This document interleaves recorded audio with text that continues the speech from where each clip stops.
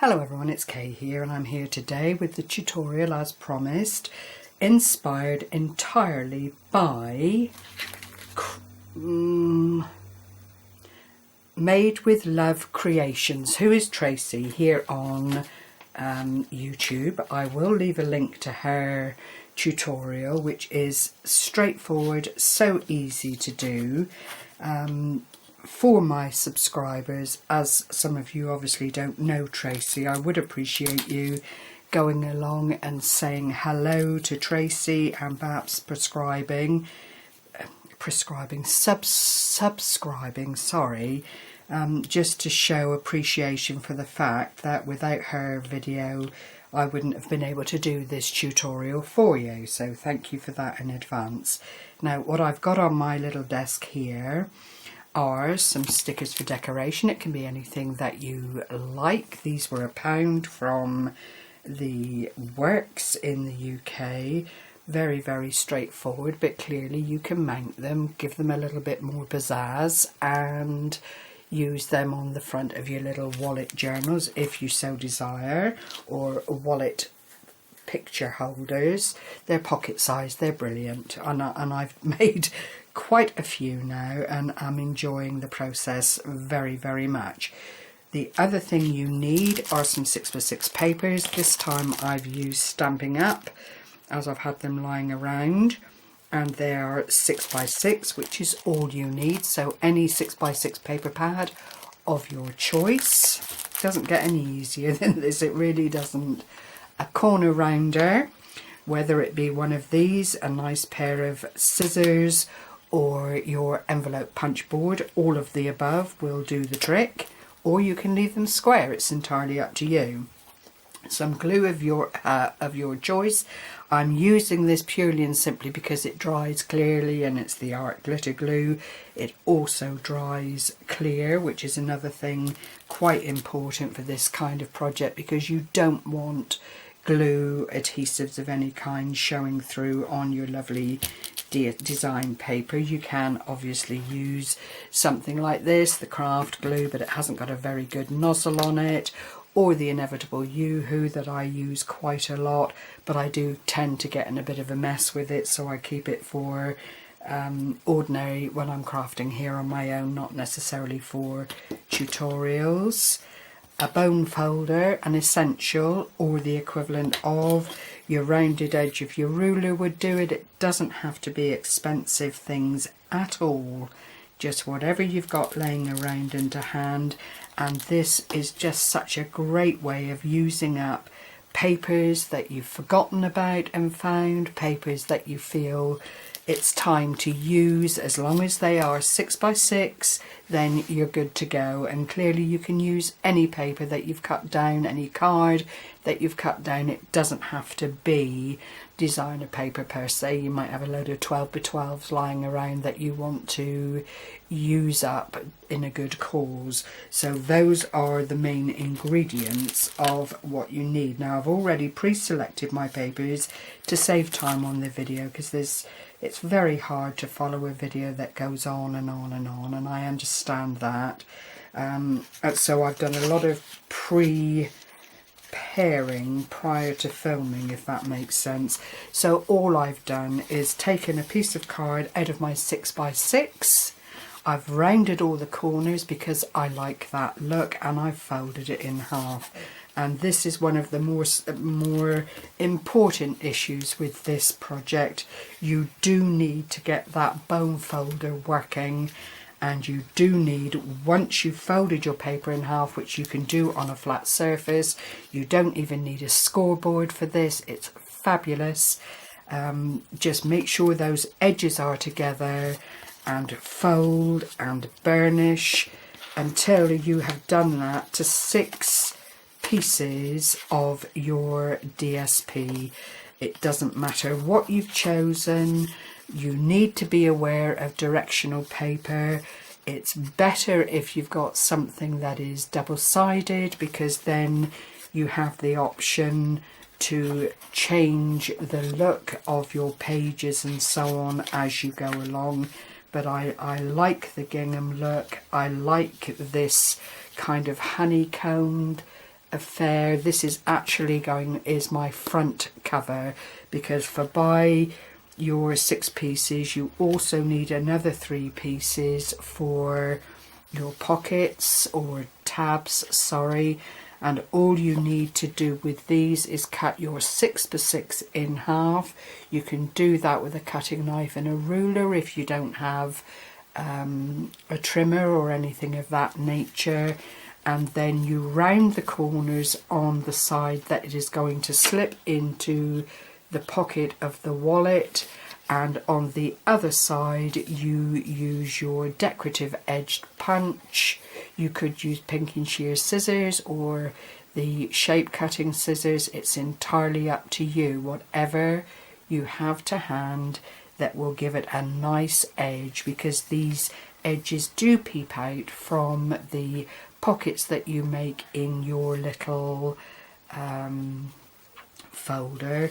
You also need to cut these pieces in length to about 5.5. You want it to slot comfortably into the pockets that you're forming in your little photo journal, just like that. You don't want them catching on your glued edges. You don't want them sticking out too far. You may well find, excuse my phone, that you just want to take off any tiny little edges like this, just to keep the integrity of the design and stop it splitting or catching on anything and ripping your page. So to go back to our 6x6 pages that have been folded, you're actually gluing 3 sides of these. So it will be your top side, your spine side, that's the folded edge of your card, and then the base. And having already done this, all you're doing, having put them in place and in the order that you want them to be, you apply them one on top of the other, and you always use the back page of the previous piece of card to form your pocket, like so. So you've then got a nice open page that you can put additions onto, photographs, anything you like, and then you've got your page that is being glued around on the 3 sides, and that then forms the pocket of your folder. And you do that with all the pieces of card that you've gently cut out and shaped. You only need a very fine bead of glue, nothing too heavy, because you don't want it spilling out over the edge, and you certainly don't want it running through onto the front, so that your pocket that you've just made becomes more closed than you need it to. And it really is as basic as that. So I chose this for my front cover. You then go inside and it's script.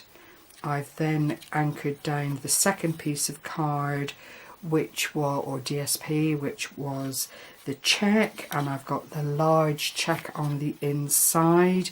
I then put another piece down and it's the honeycomb, and that's got the script on the back, and there is the plain page.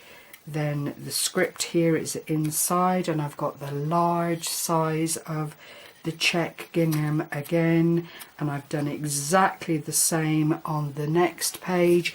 If you wanted to change that up a bit, then all you do is refold your DSP the other way, so your large gingham becomes the bit that is glued down, and your small gingham becomes the page inside, which I'm going to do on this one.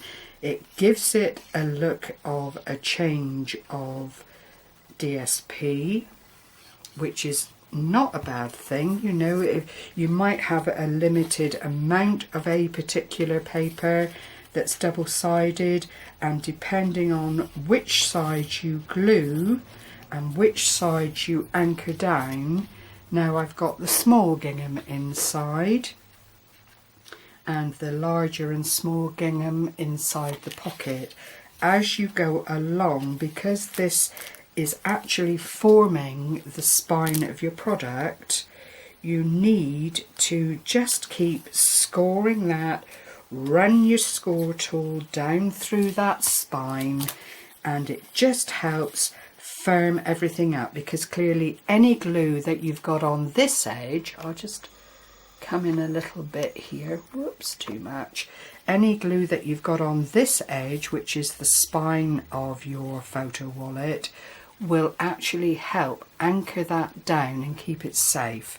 Same with the tops, it anchors down the top and the bottom on your pockets. You don't want the pages blocked up in any other way otherwise, so you end up with front cover, 2 plain sheets, a pocket, 2 plain sheets, a pocket, 2 plain sheets, oops, another pocket, and so it goes until you end up with 6 pockets. So I've got 1, 2, oops, 3, 4, 5, and now I'm coming up to my last pocket, which will also become the back cover of the photo album. So I'm going to fold that in again, so I've got the smaller ones at the back, and then I've got my honeycomb on the front cover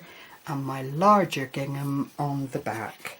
So I'm just going to anchor that one down, and again it's just that bead on 3 sides. Marry it up with the last page that I put down, and it really is as simple as that.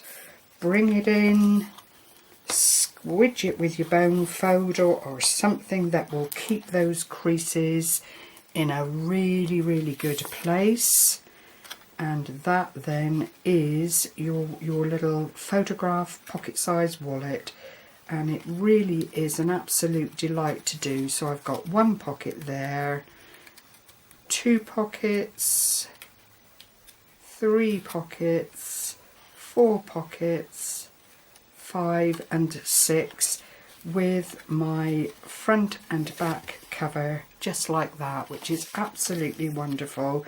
You then get your 3 pieces of DSP that you've chosen to make your tab inserts in, and as I've already said, round the corners of the side that's going into the pocket, and then just some kind of decoration. It doesn't have to be a punch if you haven't got one, but just something that will come out through the edges. And because my glue dries super quick, I'm actually in a place where I can go ahead and do that. And I found from experience, or yellow perhaps, that it's better to put these in before you put your spine on, because as soon as you put a covering over the spine, it tightens everything up considerably. I'm not going to go around and trim off those quirky little edges that I told you about. I'll do that at the very end. I'm just trying to keep it, you know, keep the timing in mind. Clearly you choose which colours you want to marry up with which, all of that kind of thing is in your own hands, but I wanted this one to be bright and summery because I shall probably hand it over to my granddaughter or my niece, or I might just do a surprise giveaway. It really does depend. Excuse me please. It really does depend on how I'm feeling on the day, but however it goes, you do want this to be finished well and a pleasure to someone. That one, I've got those corners stuck a little bit too much, so I just slot my finger in, loosen up those edges, and that will allow, it's very forgiving. I hope it will allow this to go in. What else have I done here? Something clearly. And I'm going to have to open that up. I must have spread the glue. That's why you really do only need the merest hint, just enough to tie those edges down. No, I'm not going to be able to do it, I don't think, not without damaging. No, I don't want to damage the mat, so I'll loosen that one off a little bit more and go on to the last page here. It's because I've rushed for the sake of getting the video done and on YouTube. Now that's better. Just see if I can open this one up a tad. I really don't want to damage anything. Thankfully, you know, these papers are very, very strong and actually quite forgiving, so I'm sure they'll let me do what I've got to do. There we go. So those are now in place. If you wanted to, you could put a little thumb pull on these. It's apparently Tracy found it on May's channel, and everyone just changes things up to suit themselves. They see different ideas as they go along. You could actually add a piece of ribbon to make a bookmark here and have a gem folding out of the bottom. It's entirely up to you.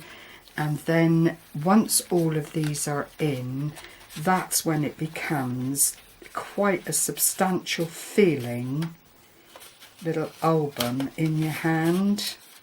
That one's tight as well. Oh, well, at least I'm showing you I'm absolutely human. Mistakes are okay in this because you can, with a little bit of jiggery pokery, sort it out quite straightforwardly, which is always a good thing. So the final thing that you need to do to finish this off entirely is just to put on a spine. And all I've got here is a piece of cardstock, which is 1 1.25 at its widest, but do bear in mind that that has already been cut. So I would suggest you cut a piece of card around 1.5 inches. You want it to be the length of your 6-inch papers so that it fits on there quite nicely. And what I tend to do is put my glue into the spine like so and bring a little bit down. I want to do the back first, so I will just nestle this then into that little decorative sleeve like so, place it down on my mat and apply pressure. I always run my finger up through the spine like this once it's down, because as you can see it rounds that quite nicely and gives it a really nice finish. You can of course use your bone folder like so, and that helps as well. And once you're happy with where you've got your seam and the rest of the little border, all you do then is add a tad more glue and a little bit more on the front. Doesn't have to be much, but again you want to really push that over. Oh dear, sorry, my nails are not clean. You need to push that over and really roll it over the edge of that spine, just to make sure that it sits there and is happy to be there. And the neater that is, clearly the better that is going to look when you hand it over to whoever your lucky person is that gets one of these. I think they're absolutely adorable. And that little spine, providing you work your page just a little bit to let it know what you want it to do, is a wonderful, wonderful addition to this little photo pocket. Oh, sneaky, sneaky, you came out of there, that's not allowed. And again, I'm just going to glue it down quite strongly. So all in all, you have 6 double-sided photo mats within the pocket. I'll just widen out again. You have 6 double-sided mats, and then you have full pages which you could journal on, add more photographs to, add paperclip embellishments to. The world is your oyster. You do just have to remember that your spine is very, very fine, so whatever you put in by way of decoration needs to be not very dimensional for it to all close nicely, because the only closure there is on this, because of your decorative edge here, is the fact that it closes down. And clearly if you weighted that and let it all settle and pressed it down, it's not going to flap around too much and keep everything together. But that is that lovely, lovely photo album, which I think is an absolute delight. Now, I don't know, what have I got here? A little hello, a happy birthday. Well, I've got a little something here, just to give you that finished look. And all it says is create your own sunshine. And just to put something like that on the front just lifts it up again and makes it just that extra little bit of something special. So I hope this has been helpful. If you decide that you're going to give this project a try, please put it up when you've done it. There can't be too many of the same thing, because everyone will use different papers, different embellishments, and it just adds to the overall look. And there's nothing like having several videos to look at when you're looking for some inspiration, because every different paper will make it look different. As I, just bear with me.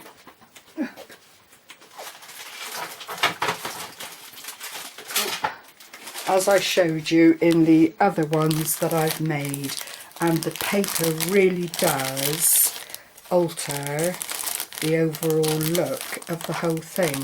This is the one that's in my giveaway, so I'm looking forward to drawing that on Sunday. But see how different they can look depending upon your decoration and the papers that you use. So happy crafting, everyone. Give it a go. It really is such fun. Minimal materials, and you don't need a whole load of fancy equipment either. Take care, everyone. Bye bye for now.